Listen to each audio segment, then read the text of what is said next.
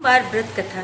एक बहुत धनवान साहूकार था जिसके घर धन आदि किसी प्रकार की कमी नहीं थी, परंतु उसको एक बड़ा दुख था कि उसके कोई पुत्र नहीं था। वह इसी चिंता में रात दिन रहता था। वह पुत्र की कामना के लिए प्रति सोमवार को शिव जी का व्रत और पूजन किया करता था तथा सायंकाल को शिव मंदिर में जाकर शिव जी के श्री विग्रह के सामने दीपक जलाया करता था। उसके इस भक्ति भाव को देखकर एक समय श्री पार्वती जी ने शिव जी महाराज से कहा कि महाराज, यह साहूकार आपका नियन भक्त है और सदैव आपका व्रत और पूजन बड़ी श्रद्धा से करता है और इसकी मनोकामना पूर्ण करनी चाहिए।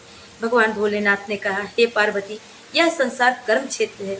जैसे किसान खेत में जैसा बीज बोता है वैसा ही फल काटता है, उसी तरह इस संसार में जो जैसा कर्म करते हैं वैसा फल भोगते हैं। पार्वती जी ने अत्यंत आग्रह से कहा, स्वामी, जब यह आपका नियन भक्त है और इसको अगर किसी प्रकार का दुख है, कष्ट है, तो आपको अवश्य दूर करनी चाहिए, क्योंकि आप सदैव अपने भक्तों पर दयालु होते हैं और उसके दुख को दूर करते हैं।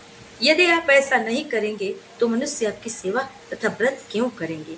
पार्वती का ऐसा आग्रह देख शिव जी महाराज कहने लगे, हे पार्वती, इसके कोई पुत्र नहीं है। इसी चिंता में यह अति दुखी रहता है। इसके भाग्य में पुत्र न होने पर भी मैं इसको पुत्र की प्राप्ति का वर देता हूँ, परंतु यह पुत्र केवल 12 वर्ष तक जीवित रहेगा। इसके पश्चात वह मृत्यु को प्राप्त हो जाएगा। इससे अधिक मैं और कुछ नहीं दे सकता, इसके लिए नहीं कर सकता। यह सब बातें साहूकार सुन रहा था।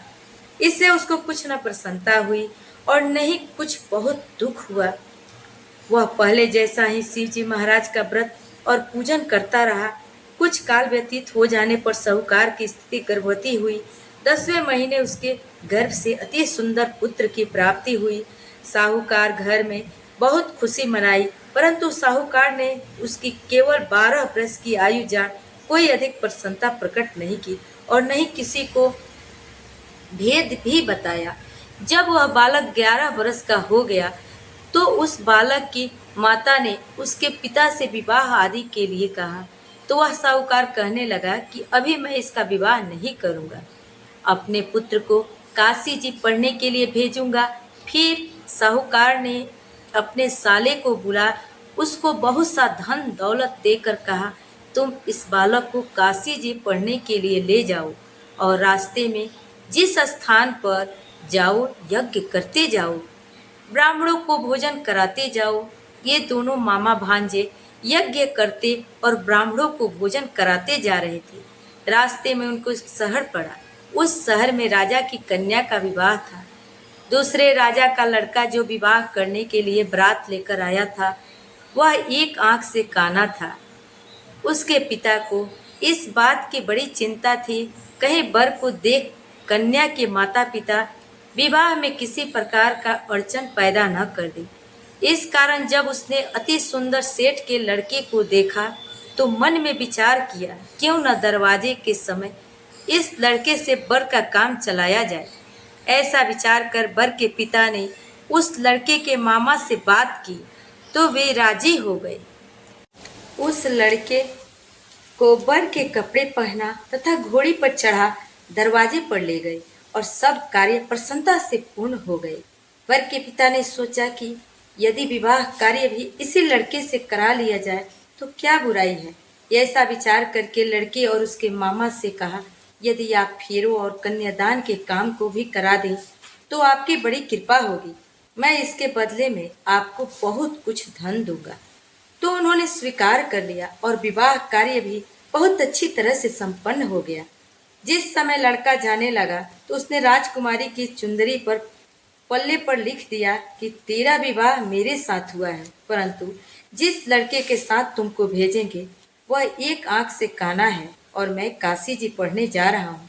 लड़के के जाने के पश्चात उस राजकुमारी ने जब अपनी चुंदरी पर ऐसा लिखा हुआ पाया तो उसने राजकुमारी के साथ जाने से मना कर दिया और कहा कि यह मेरा पति नहीं है, मेरा विवाह इसके साथ नहीं हुआ है और तो काशी जी पढ़ने गया है। राजकुमारी के माता पिता ने अपनी कन्या को विदा नहीं किया और बारात वापस चली गई।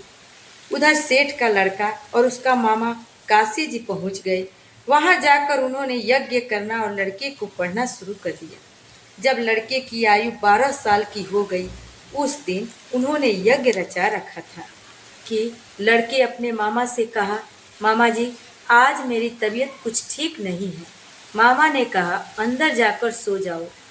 लड़का अंदर जाकर सो गया और थोड़ी देर में उसके प्राण निकल गए। उसके मामा ने आकर देखा कि वह मुर्दा पड़ा है। यह देख उसको बड़ा दुख हुआ और उसने सोचा कि यदि मैं अभी रोना पीटना मचा दूंगा तो यज्ञ का कार्य अधूरा रह जाएगा। अतः उसने जल्दी से यज्ञ का कार्य समाप्त कर ब्राह्मणों के जाने के बाद रोना पीटना आरंभ कर दिया। संजोगवश उसी समय शिव पार्वती जी उधर से जा रहे थे। जब उन्होंने जोर जोर से रोने की आवाज सुनी तो पार्वती जी कहने लगी, महाराज, कोई दुखिया रो रहा है, इसको कष्ट दूर कीजिए। जब शिव पार्वती के पास जाकर देखा तो वह एक लड़का मुर्दा पड़ा है।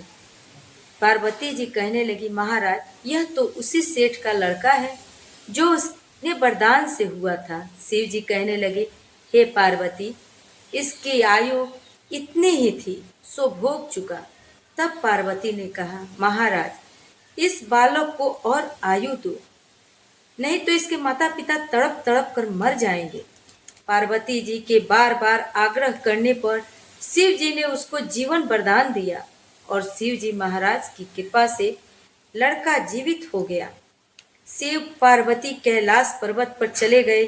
तब वह लड़का मामा उसी प्रकार यज्ञ करते तथा ब्राह्मणों को भोजन कराते हुए अपने घर की ओर चल पड़े।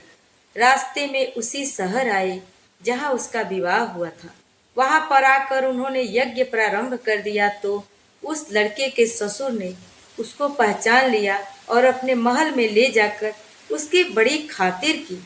साथ ही बहुत दास दासियों सहित आदर पूर्वक लड़की और जमाई को विदा किए। जब वह अपने शहर के निकट आए तो मामा ने कहा कि मैं पहले तुम्हारे घर जाकर खबर कर आता हूँ। जब उस लड़के के मामा घर पहुंचा तो लड़के के माता पिता घर की छत पर बैठे हुए थे। यह प्रण कर रखा था, यदि हमारा पुत्र सकुशल लौट आया तो हम राजी खुशी नीचे आ जाएंगे, नहीं तो छत से गिरकर अपने प्राण खो देंगे। इतने में उस लड़के के मामा ने आकर यह समाचार दिया कि आपका पुत्र आ गया है और उनको विश्वास नहीं हुआ। तब उसके मामा ने शपथ पूर्वक कहा कि आपका पुत्र अपने स्त्री के साथ बहुत सारा धन दौलत लेकर आया है। तो सेठ ने आनंद पूर्वक उसका स्वागत किया और बड़े खुशी के साथ रहने लगे। इसी प्रकार जो कोई सोमवार के व्रत धारण करता है अथवा इस कथा को पढ़ता या सुनता है या सुनाता है, उसकी समस्त मनोकामनाएं पूरी होती है। प्रेम से बोलिए, भोलेनाथ महाराज की जय, माता पार्वती की जय। ओम नमः शिवाय। हर हर महादेव।